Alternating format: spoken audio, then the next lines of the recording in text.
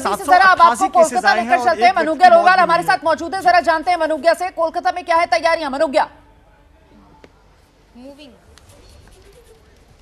जी, मैं इस समय हूँ शंभूनाथ पंडित अस्पताल में। ये वो अस्पताल है जिसने लाखों लोगों को ट्रीट किया है कोविड के दौरान 20 और 21 में, यानी कि अब फिर एक बार मॉक ड्रिल होगी, लेकिन आज नहीं, क्योंकि 2 दिन का समय दिया है केंद्र सरकार ने। आज की जगह कल मॉक ड्रिल की जाएगी। आज दोपहर 12 बजे यहाँ बंगाल में हेल्थ सेक्रेटरी सारे 33 अस्पतालों में जिन्हें आइडेंटिफाई किया गया है, जो कि कोविड से निर्धारित तौर पर जूझने के लिए तैयार किए जा रहे हैं, उनके साथ आज बैठक करेंगे और कल सुबह से मॉक ड्रिल अलग अलग अस्पतालों में की जाएगी। शंभूनाथ पंडित अस्पताल कोलकाता के 2 अस्पतालों में से एक है जिसे आइडेंटिफाई किया गया है कोविड के मामलों के लिए, और इसने पिछले भी यानी कि कोविड काल के दौरान भी बहुत बड़ी भूमिका निभाई है। ऐसे में बंगाल की तैयारी, आज मीटिंग और कल होगी मॉक ड्रिल। बिल्कुल, तो ये नए वेरिएंट का वार, ऐसे में देश कितना तैयार, उसी को लेकर मुस्तैदी जिसको नापने का जांचने का काम किया जा रहा है। बहुत शुक्रिया आपको मनुग्या रोहवाल। मैं स्टूडियो में जो मेहमान मौजूद हैं उनका अब रुख करती हूँ। डॉक्टर DK गुप्ता, जो बात इस बार कही जा रही है कि साहब ज्यादा अस्पताल में भर्ती होने की अभी जरूरत पेश नहीं आ रही है,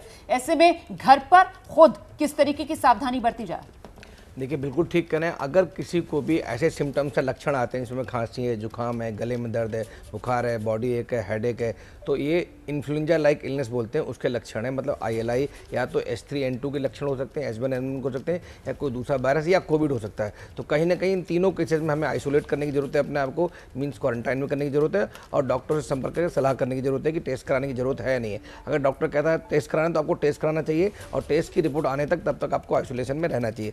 दूसरी बात, आपने जो वाइटल पैरामीटर्स उनको नापते रहें, जैसे बताया कि अपना SpO2 देखते रहें, heart rate, respiratory rate, temperature देखते रहें। अगर SpO2 कम होता है, 92% से कम जा रहा है, तो आपको तुरंत ही इमीडिएट अर्जेंट मेडिकल अटेंशन की जरूरत है। तो देखें, एक कुछ खतरनाक साइन है, डेंजरस साइन है, जिन पे ध्यान रखना है। अगर आपको ब्रीदिंग डिफिकल्टी हो रही है, चेस्ट पेन हो रहा है, चेस्ट में कफिंग इतनी ज़्यादा हो रही है कि आप सांस नहीं ले पा रहे हैं, या बहुत ज़्यादा वीकनेस हो रही है, या सीजर्स या दौरे पड़ रहे हैं, या हाथ पैर नीले हो रहे हैं, या आपको लग रहा है कि आपको चक्कर आ रहे हैं, बहुत ज़्यादा घबराहट आ रही है, पसीना आ रहा है, SpO2 92 से कम जा रहा है, तो ये सीरियस साइंस हैं। इसका मतलब आपकी जो बीमारी है वो सीरियस हो सकती है। या ऐसे लोग जो गर्भवती महिलाएं हैं, बिल्कुल घर पर ना इंतजार करें और सीधे अस्पताल का रुख करें। मेहमान हमारे साथ लगातार बने हुए हैं, बस छोटे से ब्रेक के लिए यहाँ पर रुक रहे हैं, फौरन लौट रहे हैं।